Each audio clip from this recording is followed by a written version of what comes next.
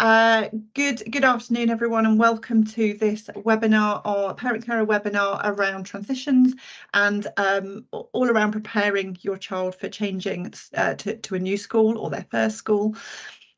We have got a number of people with us today who will share with us the work that's been going on to develop the transition guidance, and we're going to have a bit of a tour around that. So before we get started, I'll just do a little bit of housekeeping and explain how we'll take things forward.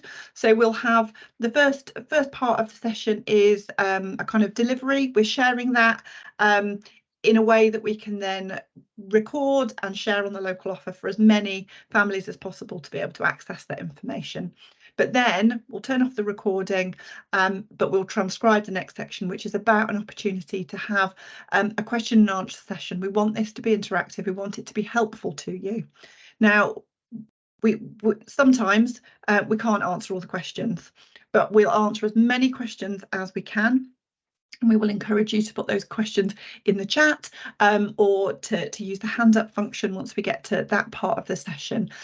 We want to be able to answer the questions. So if we can't answer it or we've run out of time, we will answer those questions, but we will compile all of the questions and all of the answers into a question and answer document. And we will share that with everybody who has registered for this webinar. And we will also make sure that the slides and this video recording will go out to everybody who has registered. So it'll also be on the local offer, so if it's useful to you, hopefully you can share that with other people and it may be useful to them also. So just to let you know who we've got here today, we've got Matt Bown, who's a head teacher in Leamington, and we've got Tammy Mason from the Specialist Teaching Service, and they're going to talk to us about the transitions work, transition guidance, and on the local offer. But also we've got myself, Sam Craven, from the Quality and Impact Service within Warwickshire County Council. My role is all around the voices of children, young people and parent carers, with a specific focus on SEND. We've also got Elaine Lamb here from Warwickshire Parent Carer Voice, who's the Parent Carer Forum chair in Warwickshire. We've got Ellen Gadd from Sendar and also Claire Woodman from IDS 0 to 5 service. So hopefully between us we'll be able to answer as many questions as possible. But as I say, there is that commitment there to follow up on those questions and to find out answers, because sometimes we might need to go and ask somebody else, and we will do that and feed that back to everybody. So I will hand over to Tammy and take it away, Tammy. Thank you very much. I think it might be me that's starting before Tammy, so I might do my bit if that's all right, Sam. Oh, Matt, is absolutely fine. It's because I could see Tammy, and I mean, I only had one instruction. That's why I hid myself away to appear and then disappear in a minute. So my name's Matt Bown. Thanks, Sam. Up until a couple of months ago, I worked with the SEND senior management team on various projects in Warwickshire. Prior to that, I've been a head teacher for many, many years, working in special needs schools and working in inclusive primary schools. And I am, as Sam has just said, I'm now back at my school and I'm back being a head of the school. My link to this project is this was one of my areas of interest when I worked with the local authority last year, and I thought along with Warwickshire, transition really needs to be looked at, and we need to look at putting some resources together, some guidance together that was streamlined, because although there was a great deal of information out there in Warwickshire on websites and various other places, it was scattered about in lots of places. So I, along with Tammy and the team, started to look at what was available, and we started to kind of quality control what was there to work out what we thought was useful to share clearly with parents and professionals, and what we thought was duplications. So what we formed was a website, an area, we formed some guidance, and based on what Tammy, who works for the Specialist Teaching Service, I that worked for the SEND team and with a school's perspective, what we thought was a useful place for everybody to access. So I'm not going to go into any more detail. I'm going to be sitting here to help out if anyone's got any questions and if Tammy needs me to support her. Other than that, I'm going to hand over to Tammy and I will be watching with interest. Thank you, Matt. So yes, my name's Tammy Mason. So I'm a manager with the Specialist Teaching Service and also with the Ethnic Minority and Traveller Achievement Service. I was particularly interested in getting involved with the Transitions project as a mum myself. And although my daughters are all grown up now, I'm the mum of 3 girls who their experience of transition was all very, very different. And in their particular instance, it wasn't necessarily anything to do with having an underlying special educational need. It was as much to do with their character, their individual nature, their individual resilience, and how ready they felt about moving up to the next school or setting. So we've been really keen in this project to put together advice and guidance which could be of help to any child, young person, and their family. I thought in some ways it was a good idea for me to go through how the pages work today, simply because if you could find anybody with worse ICT skills than me, then you deserve a prize. I'm an absolute technophobe. You'll probably come across that today when I'm going through the pages. But I thought, well, if I can explain how to access the information, then there's hope for us all out there. So I'm going to share my screen with you now and talk through how you get onto the transition pages from the Send Local Offer opening page, and also start to explain what you'll find there and how you can access it. As I said, whilst I'm sharing my screen, I won't be able to see hands up, but at the end of the presentation, once we've stopped recording, there will be time then for questions and answers. And again, my colleagues from within the local authority, if you see I'm floundering or I miss anything out, please step in and help. So I'm going to share my screen with you. And I've automatically realised that I've done something wrong because I haven't shared it with sound. So you see, this is what will happen with me doing this. Just do it again. Right, include computer sound. And off we go. Right, so hopefully you'll all be able to see that in a moment. And my screen that you can first see is the home page, the landing page for the Warwickshire Send Local Offer. And I know that Rachel's just put something in the chat, a link. I think it's directly to the transitions pages.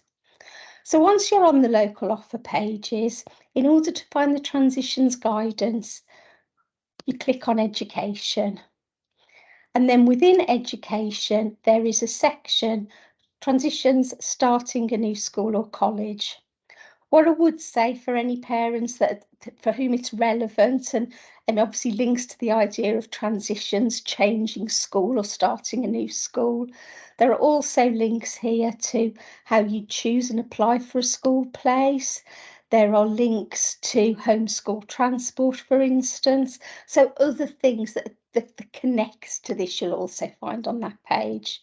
But I'm going to go into the starting a new school or college. And what we've got, there's a video clip and it's going to be more of Matt. So I am going to show that in a minute because it explains some of our philosophy behind putting these pages together. And it will also give you links. So what we've decided to do is we've broken the guidance down according to age group. So the first section is for children who are in that nursery phase, moving into primary school, possibly transferring from infant school to primary school. So all the support you'd need for children really up to the age of year 5. We've then got transition to secondary school. So that support the children will need, particularly during year 6 and year 7. Then we've got the secondary and above age groups. So we've got preparing for adulthood for young people from 14 years old and over, and preparing for adulthood for 16 years old and over.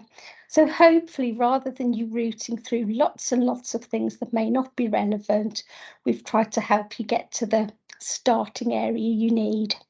I'm going to share the welcome video with you because I know Matt will put it far better than I can, and then I'll start to show you how we work through the different sections. Hello, and welcome to Warwickshire's Transition Guidance. This is a guide to starting a new school or college. My name is Matthew Bown and I'm a head teacher in Warwickshire.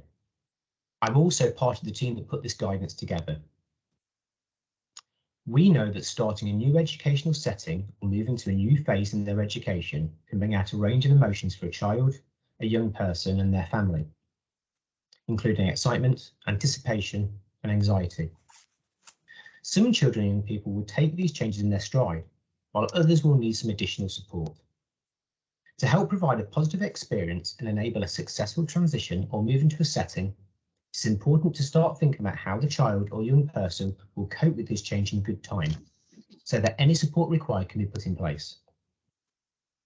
This guidance is to support families, children and young people, schools and professionals through this period of change. The guidance on these pages has been carefully selected with the aim of supporting good transition for all. So the resources will be helpful for all children and young people, regardless of whether they have special educational needs or not. In the guidance, we've indicated where resources are specifically for children and young people with special educational needs and disabilities, as we know that additional requirements to support with transitions may be needed for these children and young people. For children and young people with special educational needs and disabilities, we've included links to specialist support teams where possible. Below this video link, you'll find some information on key dates and activities. And in this section, you will see a suggested timeline which highlights good practice and things to think about, as well as statutory responsibilities. You will see that if your child has an educational healthcare plan, the admissions process and deadlines are different. If you follow the link included, you will see an illustration of the transition journey for children and young people with and without educational healthcare plans. Also included below are links to specially selected information and resources. These links will take you to the page for each transition stage, with details of key dates and activities, along with specific general advice and guidance and relevant forms. This information was put together with the support of parents, teaching staff, specialists and other professionals. We hope you find this useful in supporting your child or young person, and we hope they have a smooth and successful transition. Thank you for that, Matt. And obviously, I'm sure you'll all agree with me that Matt is wasted as a head teacher and a career on the stage beckons. OK, so what I'm going to do, particularly because of the pressures of time today, is I'm going to spend the greatest amount of time going into the transitions into reception and primary schools area. The reason for this is that our layout and the sections you'll find are then the same regardless of what age group you go into. I'm hearing a funny beeping noise. I'm not too sure what that is.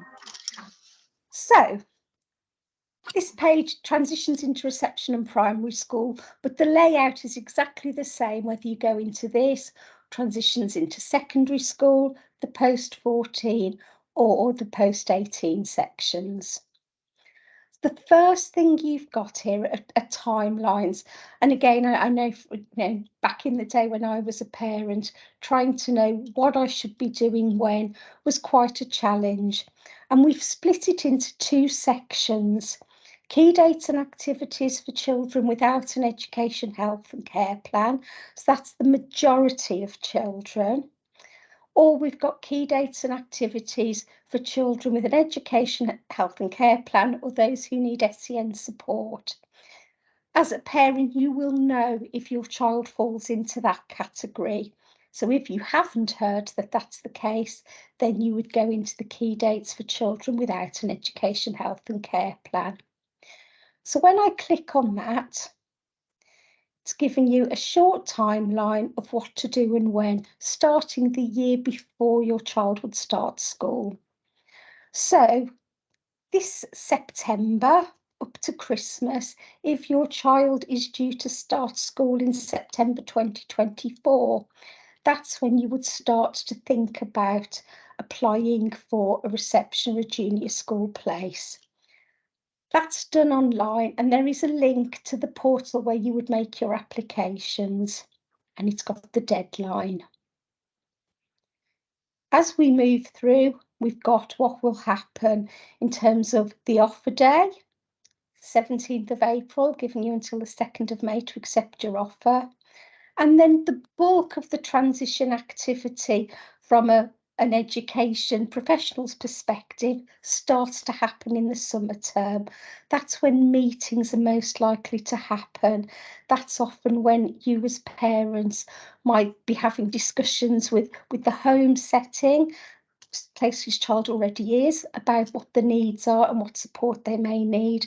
And you also will be having conversations, if needed, with the school or setting that your child's going to be going to. I'm just going to then click very briefly on how that looks different for children who have got recognised SEND needs, either with an education healthcare plan or at SEN support. The timeline is slightly different. Again, it starts 12 months before your child is due to start school. But in terms of the application process and when you will hear about places, that's slightly different. So I won't go through all of those details now, but just for you to know that it's there. Our next sections then are guidance and resources that we feel will be particularly helpful for parents and carers, guidance for staff working in settings, so childminders or nurseries, and for all other age groups, we've also got guidance and resources for the young people themselves. We haven't included that in this section for our younger children because we feel it wouldn't be appropriate necessarily for them to have the skills or the expectation to be navigating through this stuff. But certainly when we're thinking about pupils at the top end of primary school, getting ready for secondary school, then there's a range of information for them that they can access. Although we've put information into different sections, i.e. we've thought this is probably most relevant for parents or this is most relevant for staff, what we wanted to do, what was very important to us, is that we're very transparent. So as a parent or a carer, you can see, if you want to, what schools are being advised to do. And I think if you're concerned that your child may not be getting the support that they need, if you feel they're not being prepared for that change, that big change to a new setting, then you can see what schools and settings are being guided to do. So we want everything to be very open. So in terms of our guidance and resources for parents and carers, obviously we've tried to link this to resources and guidance that are appropriate for that age group. So although there are similar things in the different age brackets, they're age appropriate. So the other thing we've tried to do, we're very mindful that this can be such an overwhelming time for everybody that we don't want to overwhelm people with more guidance, things that you need to read, things that you need to do. So we've worked hard to select the things we feel will be the most useful. The other thing we've tried to do is give you a brief description next to each resource about what it's intended for and what it will help you to do, in the hope that you don't feel that you need to click on everything to find something of use. So we've got a selection of interactive resources to begin with, videos and stories that you can share with your child. And I have to say, the BBC bite-sized resources I think are particularly good for all age groups. The lovely thing with BBC Bite Size is there are lovely videos that young people can tap into as well, that are very accessible for them. Thinking about, for instance, famous people who maybe they're heroes and how they experience that change of setting, what their worries were, and actually how things turned out to be very good for them in most cases. We've also here got some tips, for instance, on getting ready for school. So for instance, here we've got a simple document that's just a checklist of things that you might want to do for your child at different points. So at summer holidays, reading stories about starting schools, thinking about early math skills, for instance, and going on a shape hunt, right through the day before and the big day itself, getting everything laid out and ready, and of course taking that photograph. So the whole selection set, and sadly I haven't got time to go through them all, but it's going to be lovely for you to have a play and to see what's out there. So that's the section for parents. Similarly, we've got resources for professionals. Some of the things in the different age groups, excuse me, we've included the same resource that we think would be suitable for parents also, and because we feel very often they're things that you could both be working on in terms of preparing the child. And I know the PACEY guidance appeared on the previous page as well. We've then got two main other sections that appear for each age group. This is primarily focused at schools and settings, but again, as parents, you may want to ask the question, has this information been completed? Have the forms been sent on? Is there any information that you'd like from me as a parent or carer about the support that my child will need on transition? And one of the important things that we're really proud of in terms of Warwickshire in this project is a form has now been agreed. It's not compulsory, but a form has been agreed by lots of the head teachers and Senkos that were involved in this project to say that regardless of the age of the child or young person, when they're transitioning, when they're transferring from one setting to another, there's a form that schools are now, we're hoping they will complete with key background information as we see it. And the feedback from staff in schools was that if they had this information prior to a child transitioning to their setting, it would really help them to get themselves prepared to make sure that when the child arrives at the school, they've got the right support in place for them. So this is something new. Schools are already using this or a version of this, but there's lots of different things out there at the moment. So we're hoping that schools will adopt this single form that they will all use. And then the final thing that appears for each of the age ranges is the general information and resources section. And these were things that we felt would be really useful, that either cut across a range of age groups, things that we didn't necessarily feel felt strictly under one of the headings above.